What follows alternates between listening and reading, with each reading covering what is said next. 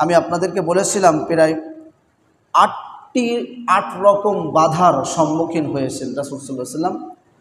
আমরা যদি তার জীবনী নিয়ে পর্যালোচনা করি, গবেষণা করি, তাহলে দেখব যে 8 রকম বাধার সম্মুখীন রাসূল সাল্লাল্লাহু আলাইহি ওয়াসাল্লাম হয়েছেন। সেই 8 রকম বাধাকে সংক্ষেপে আপনাদের সামনে আলোচনা করার চেষ্টা করছিলাম। 1 নম্বর বাধা ছিল নবীজি সাল্লাল্লাহু আলাইহি ওয়াসাল্লাম নিজে নির্যাতনের শিকার হয়েছেন। ইসলামের দাওয়াত দিতে গিয়ে নিজে নির্যাতনের শিকার হয়েছেন। 2 নম্বর, নবীজি সাল্লাল্লাহু আলাইহি ওয়াসাল্লামের উপরে যারা ঈমান এনেছিল, আল্লাহর উপরে যারা ঈমান এনেছিল, অর্থাৎ নবীজি সাল্লাল্লাহু আলাইহি ওয়াসাল্লামের সাহাবীদের উপরে বর্ণনাতীত নির্যাতন নেমে এসেছিল। 3 নম্বর বলেছিলাম, যারা ঈমান আনে নাই কিন্তু নবীজিকে সহযোগিতা করেছিল, নবীজিকে সহযোগিতা করত, সমর্থন করত, তাদের উপরে চাপ প্রয়োগ করা হয়েছিল।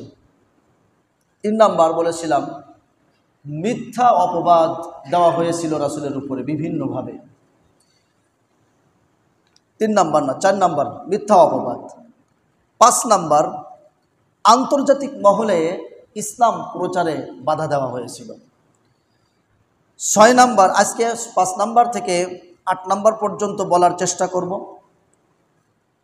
6 নম্বরটা শুনে রাখেন। 6 নম্বর হলো নবীজি সাল্লাল্লাহু আলাইহি ওয়াসাল্লামকে বিভিন্নভাবে এই দাওয়াতি মিশন থেকে ফিরানোর জন্য বিভিন্ন লোভ দেখানো হয়েছিল।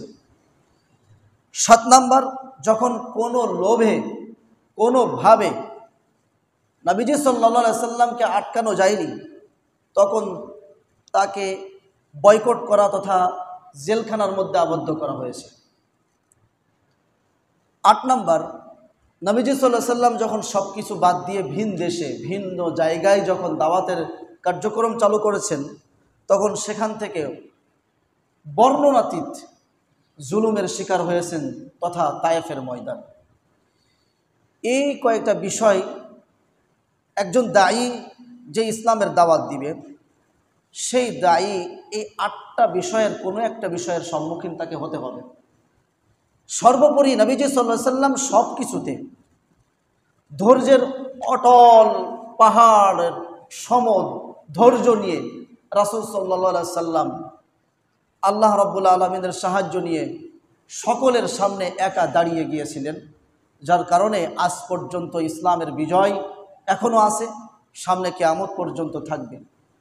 একজন দায়ীর জন্য যে ইসলাম প্রচার করবে, যে মানুষকে ইসলামের পথে দাওয়াত দিবে, হকের কথা বলবে, হককে প্রতিষ্ঠা করার আন্দোলন করবে, তাকে বিভিন্নভাবে তাকে নির্যাতন করা হবে, বিভিন্নভাবে চাপ প্রয়োগ করা হবে। সে যদি মাক্কি জীবনীটা আত্মস্থ করতে পারে, সেখান থেকে যদি শিক্ষা গ্রহণ করতে পারে, তাহলে তার দ্বারাই সম্ভব ইসলাম প্রচার করা। অন্যথায় হকের কথা যখনই বলবে বিভিন্নভাবে নির্যাতন আসবে, সে থেমে যাবে। যদি নবীজি সাল্লাল্লাহু আলাইহি ওয়াসাল্লামের এই শিক্ষাগুলো যদি সে গ্রহণ না করে।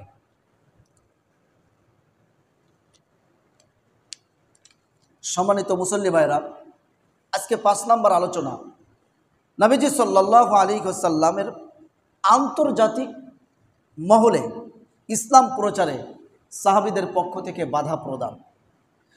নবীজি সাল্লাল্লাহু আলাইহি ওয়াসাল্লাম এমন একটা জায়গায় আসলেন, জন্মগ্রহণ করলেন এবং সেখানে নবুয়ত প্রাপ্ত হলেন, সেটা হলো পুরা বিশ্বের কেন্দ্রবিন্দু। এবং আল্লাহ রাব্বুল আলামিন সেই জায়গাটাই পুরা বিশ্বের মানুষের মিলনস্থল তৈরি করে দিলেন কাবার মাধ্যমে। তার মানে প্রত্যেক বছর বিশ্বের বিভিন্ন প্রান্ত থেকে মানুষরা দলে দলে মক্কায় কাবার তাওয়াফ করার জন্য, হজ করার জন্য আসতো। রাসূল সাল্লাল্লাহু আলাইহি ওয়াসাল্লাম এই সুযোগকে মক্ষম সুযোগ মনে করে তিনি ভাবলেন, এই হজের মৌসুমে আমার জাতিকে তো আমি দাওয়াত দিলামই, হজের মৌসুম সময়টা এমন একটা মোক্ষম সময়, এই সময় আমি বহির্বিশ্বে থেকে যারা আসতেছে বিভিন্ন দেশ থেকে, তাদের যাতে দাওয়াতে কোনো রকম সমস্যা না হয়। অন্যদিকে কাফেররা মনে করলো, যদি ইসলাম এইভাবে সমস্ত এলাকায় ছড়ায় পড়ে, তাহলে তো একটা সময় আমাদেরই অস্তিত্ব থাকবে না। তারা মনে করলো যে কি করা যায়। তো এখন তারা বিভিন্নভাবে আটকানোর জন্য তারা পায়তারা চালাতে লাগলো। অবশেষে আমি আগেও বলেছিলাম, ওয়ালিদ ইবনে মুগিরা, উকবা ওয়ালিদ ইবনে মুগিরা, ওনার কাছে কাফেরের একটা দল, নেতৃস্থানীয় একটা দল তারা গেল। যেহেতু ওয়ালিদ ইবনে মুগিরা ওই জামানার একটা বিশিষ্ট বুদ্ধিজীবী ছিল, তারা যে বলল, এখন তো সামনে হজের সময়, বিভিন্ন এলাকা থেকে মানুষজন আসবে, আমরা কি করতে পারি? তিনি বললেন যে তোমরা কি করতে চাও? আমরা রাস্তায় রাস্তায় রাস্তায় রাস্তায় দাঁড়াবো, যে সমস্ত জায়গা দিয়ে মক্কায় প্রবেশ করা যায় এ সমস্ত রাস্তায় রাস্তায় আমরা প্রতিনিধি সিস্টেম করব, প্রতিনিধি প্রয়োগ করব। তারা যারাই প্রবেশ করবে তাদের কানে এটা দিয়ে দিবে যে এর ভিতরে একজন মুহাম্মদ নামে একজন আছে, সে কিন্তু পাগল হয়ে গেছে, 1 নাম্বার। 2 নাম্বার, সে কিন্তু গণক হয়ে গেছে। 3 নাম্বার, সে কিন্তু কবি হয়ে গেছে। এই সমস্ত কথা বলতে থাকবে। ওয়ালিদ ইবনে মুগিরা বুদ্ধিজীবী বললেন যে আমি পাগলকেও চিনি, মুহাম্মাদের কথা পাগলের মতো না, কেউ বিশ্বাস করবে না। আমি একজন বড় ধরনের কবিও, মুহাম্মাদের কথা কবিতা নয়, কেউ বিশ্বাস করবে না। আমি অনেক গণকের সাথে আমার সম্পর্ক আছে, মুহাম্মদ গণক না। সুতরাং তোমরা যদি বলতে চাও, এতটুকু বলতে পারো যে মুহাম্মদ জাদুকর। মক্কার কাফেররা মক্কার প্রবেশ পথে দাঁড়িয়ে গেল। যারা হজের জন্য মক্কার মধ্যে প্রবেশ করতে লাগলো, কাফেররা তাদের কানে দিয়ে দিল এর ভিতরে একজন আছে মুহাম্মদ নামে, সে কিন্তু জাদুকর, তোমরা তার কাছে গেলে জাদুর মধ্যে লিপ্ত হয়ে যাবে, যাওয়া যাবে না। কিন্তু একটা বাক্য, প্রবাদ বাক্য আছে, আন্নাসু হারিসুন ফিমা মুনিআ। মানুষকে যে কাজের বাধা দেওয়া হয় মানুষ সেই দিকে আগ্রহী হয়। দেখবেন যে আপনি মানুষকে যে কাজে নিষেধ করবেন মানুষের ভিতরে কৌতূহল জাগে। যদি মনে করেন আপনি অমুক জায়গায় যেতে নিষেধ করেছেন, মানুষের ভিতরে কৌতূহল জাগবে যে দেখি অমুক জায়গায় যে কি হয়, কি হচ্ছে, কাহিনী কি। তো মানুষরা দলে দলে মুহাম্মাদের কাছে যাইতে লাগলো। আর নবীজি সাল্লাল্লাহু আলাইহি ওয়াসাল্লাম তার সুরলিত কণ্ঠে কোরআনে কারীম তেলাওয়াত করতে শুরু করলেন। আপনাদেরকে বলি, নবীজি সাল্লাল্লাহু আলাইহি সাল্লামের অন্যতম 2টা গুণ ছিল। কয়টা? 2টা গুণ। যে 2টা গুণের মাধ্যমে নবীজি সাল্লাল্লাহু আলাইহি সাল্লাম এমন একটা মুহূর্তে পৃথিবীতে আসছিলেন যে যুগটাকে বলা হয় আইয়ামে জাহিলিয়াতের যুগ, মূর্খতার যুগ। কোনো আলো নেই, জ্ঞানের কোনো আলো নেই, যে যুগে ভদ্রতার কোনো আলো নেই, সব অসভ্য, অধিকাংশ অভদ্র। এইরকম একটা যুগের মানুষকে উনি সোনার মানুষে পরিণত করেছেন 2টা গুণ দিয়ে। একটা, ওনার হৃদয়টা ছিল নরম। ওয়ালাউ কুনতা ফাজ্জান গলিজাল কলবি লানফাদ্দু মিন হাওলিক। নবীজি সাল্লাল্লাহু আলাইহি সাল্লামের হৃদয়টা ছিল নরম। যেই আসতো নবীজির সাথে যেই কথা বলতেন সেই ধরা খেয়ে যেতেন। এটা কিন্তু কোনো মুসলমানের কথা না, এটা এই উতবা ইবনে রবিয়ার কথা।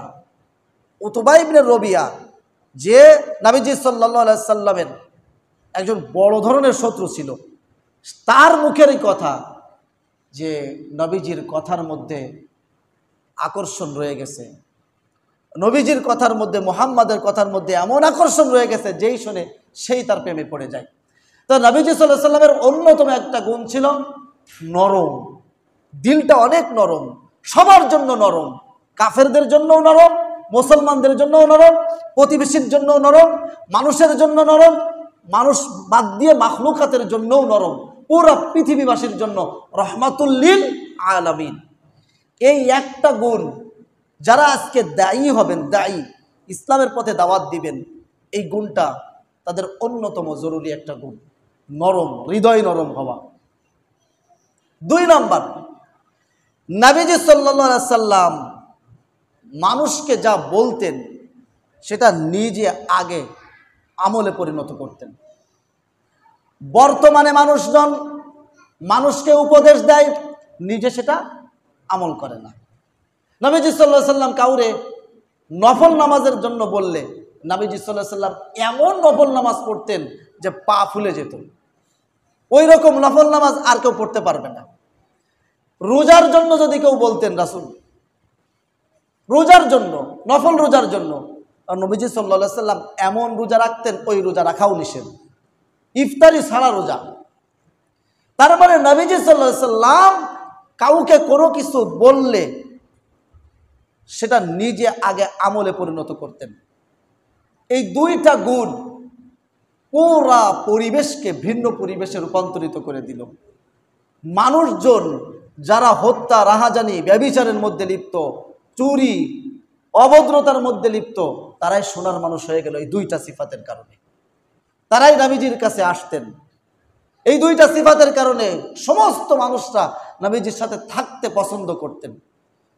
তো যাই হোক, আমি বলতেছিলাম যে ওয়ালিদ ইবনে মুগীরার কথা অনুযায়ী যখন রাস্তার মোড়ে মোড়ে কাফেররা যখন বলতে লাগলো মুহাম্মদ কিন্তু জাদুকর, তার কাছে যাবা না, এতে হিতে বিপরীত হয়ে যাদেরকে নিষেধ করা হয়েছে তারা আরো বেশি যায়, যে মুসলমান হয়ে যায়। সুবহানাল্লাহ। এমন একটি ঘটনা জিমাদের ক্ষেত্রে হয়েছে। জিমাদ ইবনে সালাবা মক্কার প্রসিদ্ধ ঝাড়ফুঁককারী ছিলেন, চিকিৎসা দিতেন ঝাড়ফুঁকের মাধ্যমে। এবার মক্কার কাফেররা জিমাদকে বলল, জিমাদ, মুহাম্মদ নামে একজন ব্যক্তি আছে, সেটাকে তুমি চেনো? এই মুহাম্মাদের কিন্তু এখন পাগলামি শুরু হয়েছে, মুহাম্মদ কিন্তু পাগল হয়ে গেছে, মুহাম্মাদের কাছে যাবে না, মুহাম্মাদের কাছেও ভিড়বে না। জিমাদ এবার মনে করলো দেখি, একটু যেয়েই দেখি। এবার জিমাদ জানলো যে জিমাদ জানতো যে আমি তো ঝাড়ফুঁক জানি, যদি মুহাম্মাদের কোনো সমস্যা হয় তাহলে ঝাড়ফুঁকের মাধ্যমে আমি তাকে সমাধান করে দিব, চিকিৎসা করব। এবার জিমাদ মুহাম্মদ সাল্লাল্লাহু আলাইহি সাল্লামের কাছে গেল। জিমাদ যখন মুহাম্মদ সাল্লাল্লাহু আলাইহি সাল্লামের কাছে গেল, এবার ডাক দিয়ে বলল, মুহাম্মদ সাল্লাল্লাহু আলাইহি ওয়াসাল্লাম, তোমার কি সমস্যা হয়েছে তুমি আমাকে বলো। আমি কিন্তু একজন ঝাড়ফুঁক দানকারী, আমার ঝাড়ফুঁকে অনেক মানুষ ভালো হয়ে গেছে, তোমার যদি কোনো সমস্যা থাকে তুমি আমাকে বলো, আমার ঝাড়ফুঁকের মাধ্যমে হয়তোবা তুমিও ভালো হয়ে যাবে। এবার নবীজি সাল্লাল্লাহু আলাইহি সাল্লাম জিমাদকে বললেন, অল্প কয়েকটা বাক্য উচ্চারণ করলেন, আলহামদুলিল্লাহি নাস্তাঈনুহু ওয়া নাস্তাগফিরুহু ওয়া নাউযু বিল্লাহি মিন শুরুরি আনফুসিনা মান ইয়াহদিহিল্লাহু ফালা মুদিল্লা লাহু ওয়া মান ইউদ্লিলহু ফালা হাদিয়া লাহু ওয়া ইন্নী আশহাদু আল্লা ইলাহা ইল্লাল্লাহু ওয়া আশহাদু আন্না মুহাম্মাদান আবদুহু ওয়া রাসূলুহু। এই কথাটুকু বলার সাথে সাথে জিমাদ বললেন, আমি আপনার কথা শোনার পরে আমি বুঝতে পেরেছি আপনি আল্লাহর প্রেরিত নবী। আমি এখনই আপনার উপরে কালেমায়ে শাহাদাতের সাক্ষী দিয়ে ইসলাম গ্রহণ করলাম। আশহাদু আল্লা ইলাহা ইল্লাল্লাহু ওয়া আশহাদু আন্না মুহাম্মাদান আবদুহু ওয়া রাসূলুহু। জিমাদ রে কাফেররা পাঠাইছিল ঝাড়ফুঁক করাইতে, জিমাদ মুসলমান। আন্তর্জাতিক মহলে বাধা প্রদান করেছে ইসলাম প্রচারে। এর অন্যতম আরেকটা ঘটনা আপনাদেরকে শোনাই। যখন কাফের মুশরিকরা নবীজির সাহাবীদের উপরে অকথ্য অবর্ণনীয় নির্যাতন চালাচ্ছেন, নবীজি সাল্লাল্লাহু আলাইহি সাল্লাম কাফেরদের সাহাবীদেরকে পরামর্শ দিলেন, তোমরা হাবশায় চলে যাও। ইথিওপিয়া, এখন ইথিওপিয়া, হাবশা, তখন নাম ছিল কি হাবশা। সেখানের বাদশা ছিল নাজ্জাশী, সম্রাট নাজ্জাশী। তিনি খ্রিস্টান ধর্মাবলম্বী ছিলেন। সেই জায়গায় তার রাজত্বে কোনো রকম জুলুম নির্যাতনের লেশমাত্র ছিল না। নবীজি সাল্লাল্লাহু আলাইহি সাল্লাম সাহাবীদেরকে পরামর্শ দিলেন, তোমরা হাবশায় অর্থাৎ ইথিওপিয়াতে তোমরা হিজরত করো। অনেক সাহাবী মিলে, নারী এবং পুরুষ সাহাবী মিলে, প্রসিদ্ধ সাহাবীরা সব হাবশায় যে হিজরত করলো। এইবার এই যে হাবশায় গেছে, এই হাবশায় যাতে ধর্ম প্রচার না করতে পারে সাহাবীরা, এবং এই হাবশায় যাতে সাহাবীরা শান্তিতে না থাকতে পারে, এই জন্য কাফেররা পরামর্শ করে দুইজন লোককে ঠিক করলো। একজনের নাম হলো আমর ইবনুল আস, পরবর্তীতে মুসলমান হয়েছে রাদিয়াল্লাহু তাআলা আনহু। আর একজন হলো আব্দুল্লাহ ইবনে আবি রবিয়া। এই দুইজনকে হাবশায় উপঢৌকন দিয়ে হাবশার সম্রাটের কাছে পাঠানো হলো, এটা বুঝাতে যে তোমরা যে বুঝাও যে এই লোকগুলো, যে লোকগুলো তোমাদের সমাজে এসেছে, এই লোকগুলো তার বাপ দাদার ধর্ম ত্যাগ করে তোমাদের মতো খ্রিস্টানও হয় নাই, বরং অন্য একটা ধর্ম অবলম্বন করে ফিতনা ফাসাদ সৃষ্টি করার জন্য এই হাবশাতে এসেছে, তাদেরকে আমাদের কাছে উঠায় দাও।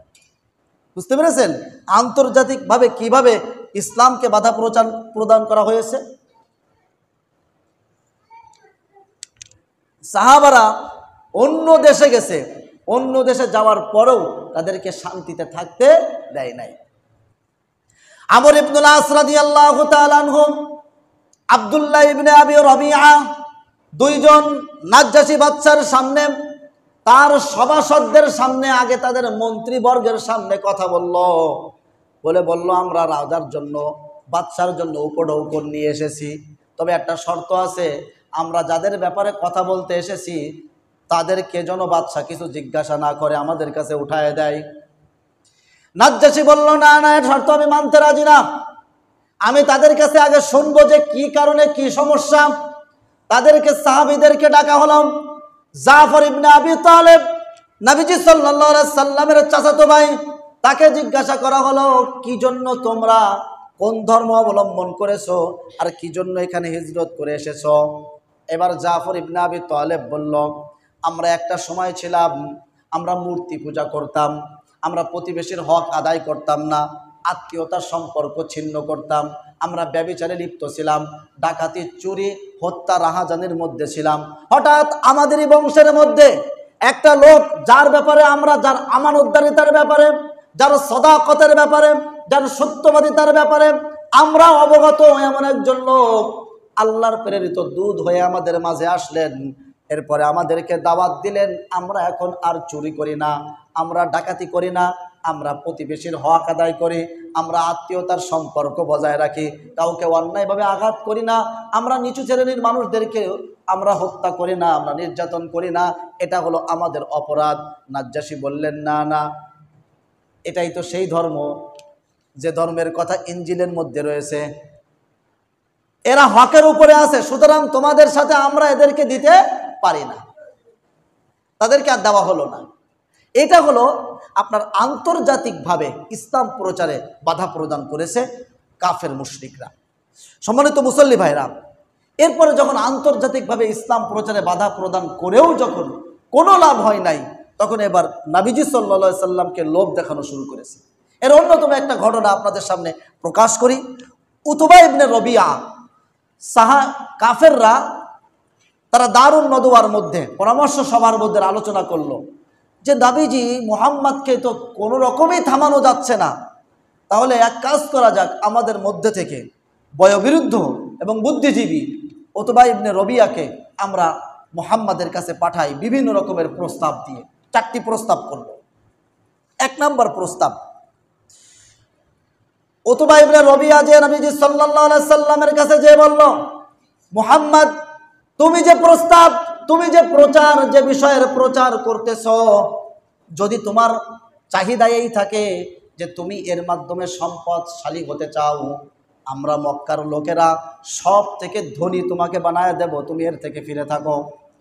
যদি এই প্রস্তাব তুমি না মানো, আর যদি তোমার চাহিদা থাকে যে আমাদের মধ্যে তুমি ক্ষমতা লাগবে, ক্ষমতাসীন, ক্ষমতার মসনদে বসতে চাও, তোমাকে আমরা আমাদের ক্ষমতা, সবচেয়ে বেশি ক্ষমতা বানায় দেব, তোমরা তোমার পরামর্শ ছাড়া, তোমার রায় ছাড়া আমরা কোনো সিদ্ধান্তে যাব না। আর যদি তুমি এটাও না মানো, তোমার যদি ইচ্ছা থাকে রোম পারস্যের মতো বাদশাহ হতে, আমরা এই মক্কায় আরবের বাদশাহ বানায় দেব তোমাকে, তারপরও এর থেকে তুমি বিরত থাকো। নবীজি সাল্লাল্লাহু আলাইহি সাল্লামকে এই 3টা প্রস্তাব দেওয়ার পরে বললেন, যদি এই 3টা প্রস্তাব তুমি না মানো, আর এই 3টা প্রস্তাব আসলেই যে না মানবে, তার তো মাথা খারাপ হয়েছে, তার তো আসলেই পাগল সে, সুতরাং তাহলে বলো যে আমরা তোমার ডাক্তার দেখাই। নবীজি সাল্লাল্লাহু আলাইহি সাল্লাম এবার হামিম বললেন, চাচা আপনার কথা কি শেষ? বলল হ্যাঁ। এবার নবীজি সাল্লাল্লাহু আলাইহি সাল্লাম হামিম সাজদা তেলাওয়াত করলেন। হামিম তানজিলুম মিনার রহমানির রহিম, কিতাবুন ফুসসিলাত আয়াতুহু কুরআনান আরাবিয়্যান লিকাওমি ইয়ালামুন। এইভাবে পড়তে পড়তে এই সূরার ভিতরে একটা সেজদার আয়াত আছে, সেই সেজদার আয়াত পর্যন্ত গেল। আর উতবা ইবনে রবিয়া মাথা নিচু করে মাথা নাড়াচ্ছে আর শুনতেছে। একটা সময় নবীজি সাল্লাল্লাহু আলাইহি সাল্লাম সেজদার আয়াতে যেয়ে যখন সেজদায় লুটিয়ে পড়েছেন, তখন উনি তার জ্ঞান ফিরে পেয়েছে, হুড়মুড় করে উঠে বলতেছে, তাড়াতাড়ি উঠে চলে গেছে, যে বলল আর কাউকে মুহাম্মাদের কাছে পাঠানোর দরকার নাই, কারণ যেই যাবে, আমি তো পাগল হয়ে গেছিলাম, আমারই তো শেষ হয়ে গেছিল আজকে, যেই যাবে সেই মুহাম্মাদের প্রেমে পড়ে যাবে। তো এই লোভ নবীজি সাল্লাল্লাহু আলাইহি সাল্লামকে দেখানো হয়েছে। এবার নবীজি সাল্লাল্লাহু আলাইহি সাল্লাম তারপরেও এখান থেকে ফিরে আসে নাই। প্রিয় বন্ধুগণ, এরপরে নবীজি সাল্লাল্লাহু আলাইহি সাল্লামকে যখন কোনো কিছুতে আর ফেরানো যাচ্ছে না, তখন এবার মক্কার কুরাইশরা সিদ্ধান্ত নিল যে নবীজি যেহেতু বনু হাশেম গোত্রের, আর তখন একটা বিষয়, একটা নিয়ম ছিল যে আপনি গোত্রের কোনো লোককে মেরে ফেললে, গোত্রের কোনো লোককে যদি হত্যা করেন, পুরা গোত্র আপনার বিরুদ্ধে চলে যাবে। আর নবীজি সাল্লাল্লাহু আলাইহি সাল্লামের দাদার নাম ছিল আব্দুল মুত্তালিব, তার আব্বার নাম ছিল হাশিম। হাশেম গোত্রের থাকার কারণে নবীজি সাল্লাল্লাহু আলাইহি সাল্লামকে অন্যান্য কুরাইশ গোত্ররা তারা কোনো কিছুই করতে পারতো না। এই জন্য সকলের সিদ্ধান্ত নিল বনু হাশেম, এই হাশেমের গোত্ররে আমরা বয়কট করব। এক নম্বর বয়কট, যে এই হাশেমের গোত্রের সাথে আমরা সকল ধরনের কেনা বেচা বন্ধ, সকল ধরনের কেনা বেচা আমরা বন্ধ করে দিলাম। এক নাম্বার বয়কট। দুই নাম্বার, সকল ধরনের বিয়ে শাদী বন্ধ এদের সাথে। তিন নাম্বার, বহির থেকে যারা ব্যবসা বাণিজ্যের আসবে, এদের সাথে যাদের ব্যবসা বাণিজ্য না করতে পারে, এই জন্য প্রত্যেকটা মালকে দ্বিগুণ দাম দিয়ে কিনতে হবে। বুঝতে পারেন না কথা? বাহির থেকে যারা ব্যবসা বাণিজ্য করতে মক্কায় আসতেছে, একটা মালের দাম 1 টাকা থাকলে সেই মালের দাম যদি 5 টাকা করে দেন, 5 টাকায় যদি আপনি কিনতে চান, যে 1 টাকায় কিনবে তারে কি ওই লোক দিবে? দিবে না। এই প্রস্তাব দিয়ে একটা কাগজে লিখে, আর শেষ পর্যন্ত লেখা হলো যে যতদিন পর্যন্ত বনু হাশেম মুহাম্মদ সাল্লাল্লাহু আলাইহি সাল্লাম, মুহাম্মদকে যতদিন পর্যন্ত আমাদের হাতে হত্যার উদ্দেশ্যে উঠিয়ে না দিবে, অতদিন পর্যন্ত এই বয়কট বলবৎ থাকবে। এবার বনু হাশেম এই চুক্তিপত্র এটা লিখলো মানসুর ইবনে ইকরামা রাদিয়াল্লাহু, মুসলমান হয়েছে কিনা জানি না, মানসুর ইবনে ইকরিমা। এই মানসুর ইবনে ইকরিমা সে এই চুক্তি লিপিবদ্ধ করলো। আল্লাহ রাব্বুল আলামিন তাকে একটা শাস্তিও দিলেন। এই চুক্তি লিপিবদ্ধ করার পর তার আঙ্গুল অবশ হয়ে গেছে, তার আঙ্গুলে আর কোনোদিন কাজ করে নাই, মৃত্যু পর্যন্ত তার আঙ্গুলে কাজ করে নাই, আর কোনোদিন লিখতে পারে নাই। এই চুক্তিনামা কাবাঘরের দেয়ালে, কাবাঘরের মধ্যে লটকায় দেওয়া হলো। এই চুক্তিনামা অনুযায়ী সকল মুশরিক, সকল কাফের মুশরিকরা, কাফের সকল কুরাইশ গোত্রের অন্যান্য বনু হাশেম ব্যতীত অন্যান্য গোত্ররা বনু হাশেমের সাথে বয়কট করে ফেলল। তাদের সাথে কেনা বেচা নাই, তাদের সাথে বিয়ে শাদী নাই। একটা শিয়াবে আবি তালিব, 2 পাহাড়ের মাঝখানে একটা গিরিপথ, সেই পথে বনু হাশেমের গোত্রের সকল লোকেরা এই মুহাম্মদ সাল্লাল্লাহু আলাইহি সাল্লামের সাথে সকলেই সেখানে অবস্থান করতে লাগলো। কয় বছর? 3 বছর পর্যন্ত এই গিরিপথে, এই শিয়াবে আবি তালেবের এই ছোট্ট জায়গার মধ্যে তারা রাত যাপন, দিন যাপন করতে লাগলো, দিনাতিপাত করতে লাগলো। অক্লান্ত পরিশ্রম, কষ্ট সহ্য করে এমন হয়েছে তাদের কাছে খাবার নাই।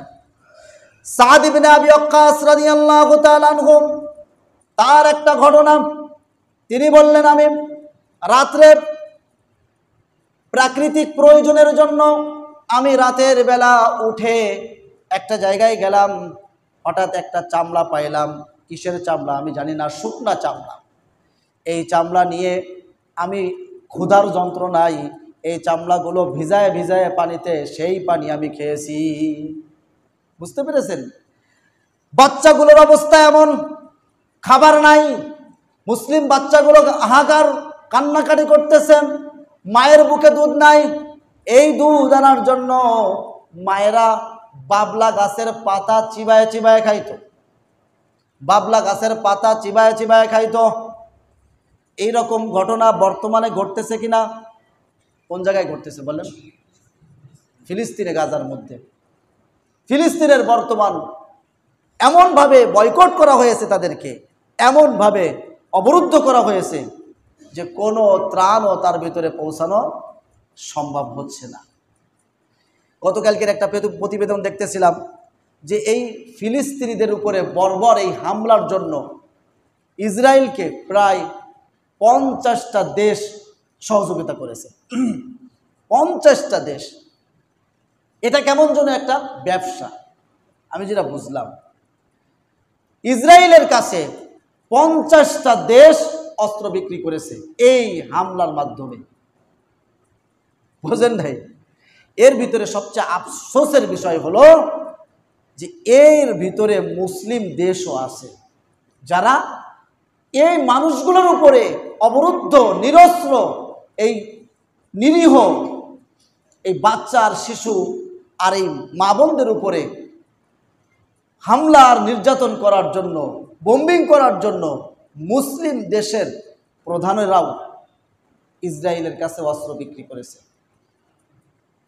কিছুদিন আগে একটা প্রতিবেদন দেখলাম যে সৌদি আরব তার জাহাজ দিয়ে আমেরিকা থেকে অস্ত্র বোঝাই নিয়ে, এই জাহাজ দিয়ে আমেরিকা থেকে অস্ত্র বোঝাই করে ইউরোপে গেছে, ইউরোপ থেকে অস্ত্র বোঝাই করে ইসরায়েলে পৌঁছানোর কথা।